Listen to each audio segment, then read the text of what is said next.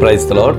యేసుక్రీస్తు నామంలో మీ అందరికీ ఉదయకాల సమయంలో శుభాలు తెలియజేస్తున్నాం. ప్రియ సహోదరి సహోదరులారా, ఈ దినం మన కొరకు ఏర్పాటు చేయబడిన వాక్య ధ్యానం సామెతలు 28వ అధ్యాయం 1వ వచనం. ఎవడును తరమకుండానే దుష్టుడు పారిపోవును, నీతిమంతులు సింహం వలె ధైర్యంగా ఉందురు.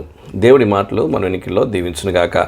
ప్రియ సహోదరి సహోదరులారా, ఈ వచనంలో మనకి రెండు మనస్తత్వాలు కలిగినటువంటి వ్యక్తులు పరిచయం అవుతున్నారు. మొదటి వారు దుష్టులు, రెండో వారు నీతిమంతులు.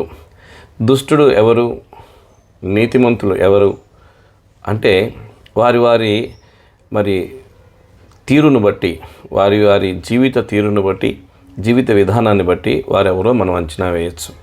ఇప్పుడు దుష్టుడు అనే దానికి మనము సాతాను తీసుకోవచ్చు, అపవాదిని మనం తీసుకోవచ్చు. అయితే అపవాది లక్షణాలు కలిగి, అపవాది యొక్క ఆలోచన కలిగి, అపవాది యొక్క తంత్రములకు లోబడి అపవాదికి తగినట్టుగా నడుచుకునే తీరు కలిగిన వారు దుష్టులు అని మనం జ్ఞాపకం చేసుకోవచ్చు. నీతిమంతులు అంటే దేవుని యొక్క భయభక్తులు కలిగి, విధేయత, రక్షణ కలిగిన వ్యక్తులు నీతిమంతులుగా మనం తీసుకోవచ్చు. దుష్టుని యొక్క పనేంటి, నీతిమంతుల యొక్క పనేంటి, ఈ విషయాలు మనం జ్ఞాపకం చేసుకుంటే దుష్టుడు నీతిమంతుల్ని బాధిస్తాడు.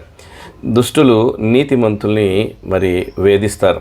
నీతిమంతుల్ని బాధ పెట్టడమే దుష్టుల యొక్క పని. కాబట్టి నీ జీవితంలో యేసుక్రీస్తుని ఎరిగి రక్షణ పొంది నీతిమంతుడిగా జీవిస్తున్నావా? నీతిని అనుసరించి నడుచుకోవడానికి నువ్వు తీర్మానం చేసుకున్నావా? అయితే నీకు వస్తున్నటువంటి వ్యతిరేకతలను నువ్వు ఆలోచన చేసుకుని భయపడవద్దు. వ్యతిరేకతలను నువ్వు ఎదురు పెట్టుకుని భయపడవద్దు. దుష్టులు నీతిమంతుల్ని బాధించడమే, శ్రమపరచడమే వారి పని. కాబట్టి వారు ఆ రీతిగానే మనల్ని బాధపరుస్తూ ఉంటారు, శ్రమపరుస్తూ ఉంటారు, శిక్షిస్తూ ఉంటారు. లేకపోతే కొన్నిసార్లు మన మీద ఎంతో వేదనకరమైనటువంటి ఒత్తిడిని తీసుకొస్తారు. అది దుష్టుని పని. కానీ మన పని అది కాదు. దేవుని మహింపరచడం మన పని. దేవుని పని చేసుకుంటూ వెళ్ళడమే మన యొక్క తీరు. మనము దేవుని నామానికి ఘనత తీసుకురావడమే మన పని.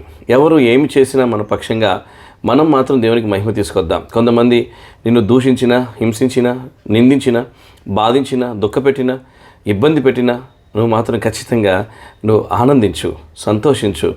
నీతిమంతులు సింహం వలె ధైర్యంగా ఉంటారు. ఎందుకంటే దుష్టులు ఈ లోక అధికారిని నమ్ముకుంటారు, అంధకారపు అధికారులను నమ్ముకుంటారు. కానీ వారందరిపైన ఉన్న అధికారిని నువ్వు నమ్ముకున్నావు. ప్రియ సహోదరుడా, స్నేహితుడా, నువ్వు యేసుక్రీస్తుని ఎరిగావు. ఆయన అందరికీ అధిపతి, సర్వోన్నతుడు, సర్వశక్తిమంతుడు. ఆయన ఎరిగావు గనుక నువ్వు సింహం వలె ధైర్యంగా ఉండొచ్చు. అందుకే వారు సింహాల నోళ్లు మూయగలిగారు, అగ్ని బలాన్ని చల్లార్చగలిగారు. వారు చెరసాలకు భయపడలేదు, సంఖ్యలకు భయపడలేదు, రాజులకు భయపడలేదు, చట్టాలకు భయపడలేదు. వారి యొక్క నీతిని వ్యతిరేకించిన ఏ శక్తికి వారు భయపడలేదు. కారణం ఏంటంటే సర్వశక్తిమంతుడు వారి తరపున ఉన్నాడు. కాబట్టి నీ తరపున కూడా పోరాడేది, నీ తరపున కూడా యుద్ధం చేసేది, నీ పక్షంగా నిలబడేది నీ దేవుడైన యెహోవాయే. కనుక నువ్వు భయపడవసరం లేదు. సింహం వలె ధైర్యంగా మనం ఉండొచ్చు.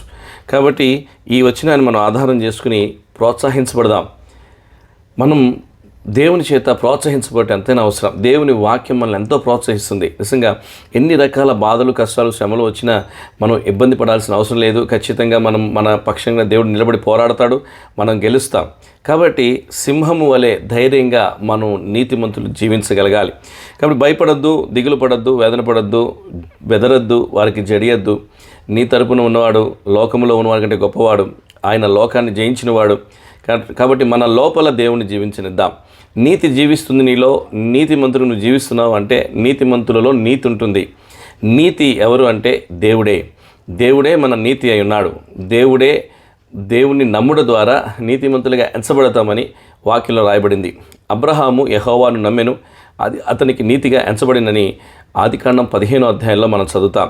కాబట్టి ప్రియమైన సహోదరి సహోదరులారా, ఉదయకాల సమయంలో దేవుణ్ణి నమ్మి మనలో నివాసం ఉండనిద్దాం. మనలో దేవుడు నివసించడానికి ఏమాత్రం సంకోచించకూడదు, ఆలోచించకూడదు. అంత పరిశుద్ధంగా, నీతిగా మనం జీవించినప్పుడు దేవుడు మనలో ఉంటాడు. మనలో దేవుడు ఉంటే మనము సింహం వలె ధైర్యంగా ఉంటాం. నీ నీతి, నీ భక్తి నీకు ధైర్యాన్ని పుట్టిస్తుంది. సింహం వలె ధైర్యంగా ఉంటావు. కాబట్టి దుష్టుడు నీతిమంతుడిని బాధించేది, నీతిమంతుడిని కష్టపెట్టేది. మనకు తెలుసు, అబ్రహాం యొక్క కుమారుడు ఇష్మాయేలు, తర్వాత ఇస్సాకు. కాబట్టి అబ్రహాముకు మొదట ఇష్మాయేల్ పుడుతూ వచ్చాడు. ఇష్మాయేల్ యొక్క పనేంటి అంటే ఇష్మాయేల్ యొక్క పని ఇస్సాకును బాధ పెట్టడమే, ఇస్సాకును దుఃఖపెట్టడమే. కాబట్టి ఆదికాండము 21వ అధ్యాయము 9వ వచనం మనం చదువుకుంటే, అప్పుడు అబ్రహామునకు ఐగుప్తురాలిన హాగరు కన్య కుమారుడు పరిహసించుట శారా చూచి, ఈ దాసిని దీని కుమారుని వెళ్ళగొట్టుము. కాబట్టి ఇక్కడ మనం జ్ఞాపకం చేసుకుంటే మరి నిజంగా మరి ఇస్సాకు యొక్క పని ఏంటి? ఇస్సాకు యొక్క పని తండ్రిని సంతోషపరచడం, అబ్రహాం సంతోషపరచడం, అబ్రహాంకు విధేయుడై ఉండడం. కానీ ఇష్మాయేల్ పని ఏంటి?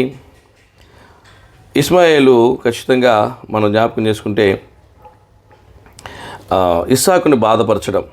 కాబట్టి ఉదయకాల సమయంలో ఇష్మాయేల్కు భయపడవసరం లేదు. ఇస్సాకును జీవింపచేసేవాడు దేవుడు. ఇస్సాకును ఏమీ చేయలేడు. కాబట్టి నీతిమంతులుగా ఉన్న మనల్ని దుష్టులు బాధిస్తున్నప్పుడు, లేకపోతే దుఃఖపెడుతున్నప్పుడు, శ్రమలకు శోధనలకు గురి చేస్తున్నప్పుడు భయపడాల్సిన అవసరం లేదు. నీతిమంతులు సింహం వలె ధైర్యంగా ఉంటారు. దేవుడు అలాగే మనల్ని సిద్ధపరిచి నడిపించినట్లు నీవు కూడా దేవుని యందు సంపూర్ణంగా మరి విశ్వసించి ఆయన నమ్మి ఆయనకు నీ హృదయాన్ని నివాస స్థలంగా ఇచ్చినప్పుడు ఈ లోకములో ఉన్న ప్రతి అధికారము పైన దేవునికి అధికారం ఉంది. కాబట్టి ఆయన అధికారం కింద నువ్వు ఉంటావు. ఆయన ప్రతి విషయంలో నీకు సహాయం చేస్తాడు. దేవుడి మాటలు మన ఇంట్లో దీవించునుగాక. ప్రార్థన. మహాకృపైన తండ్రి, ఉదయకాల సమయంలో మాతో మాట్లాడుతూ వచ్చిన మాటలకే నీ కొందనాలు. తగిన తండ్రి, ఇటు రీతిగా మా హృదయంలో మీరు నివాసం ఉన్నట్లు మా హృదయం నీ నివాస స్థలముగా చేసుకుని జీవించుటకు మా ప్రభువా మాకు సహాయం చేయండి. మీరే మా నీతి అయి ఉన్నారు. మీరే మా విజయమై ఉన్నారు. మీరే మా ప్రభువే తండ్రి పరిశుద్ధత అయి ఉన్నారు. దేవా, ఇటు రీతిగా నడుచుకునే కృప మాకు దయచేయండి. మా ప్రభువా, నీతిమంతులు సింహం వలె ధైర్యంగా ఉందురు అని చెప్పబడినారు. నీకంటే నీతిమంతుడు ఎవరూ లేరు. మా ప్రభువా, నీవు మాలో ఉన్నప్పుడు మా ప్రభువా మేము ధైర్యంగా ఉండగలుగుతాం. ఇటు రీతిగా ఏ శ్రమ వచ్చినా, ఏ వేదన వచ్చినా, దుష్టుడు ఎలాంటి శ్రమను మా ఎదురు తీసుకొచ్చినా మేము ధైర్యంగా జీవించగలిగినట్లు నీ ప్రజలందరినీ మీరు జ్ఞాపకం చేసుకుని దీవించమని, ఈ పరిచయం నీటి ఫలింపజేసి అనేక మందికి ఆశీర్వాదకరంగా వ్యాపింపజేస్తురమ్మని, దేవా మహోన్నతుడా, ఈ దినం నీ పిల్లలు చేసే పనులంట్లో విజయమును గురించి నీ నామను మహింపరచుకుంటూ రమ్మని యేసుక్రీస్తు ప్రభువారి శ్రేష్టమైన శ్లాఘనీయమైన సార్వభౌమాధికారం కలిగిన నామంలో అడిగివేడి ప్రార్థిస్తున్నాం తండ్రి. ఆమేన్. Praise the lord. దేవుడు మిమ్మల్ని దీవించునుగాక.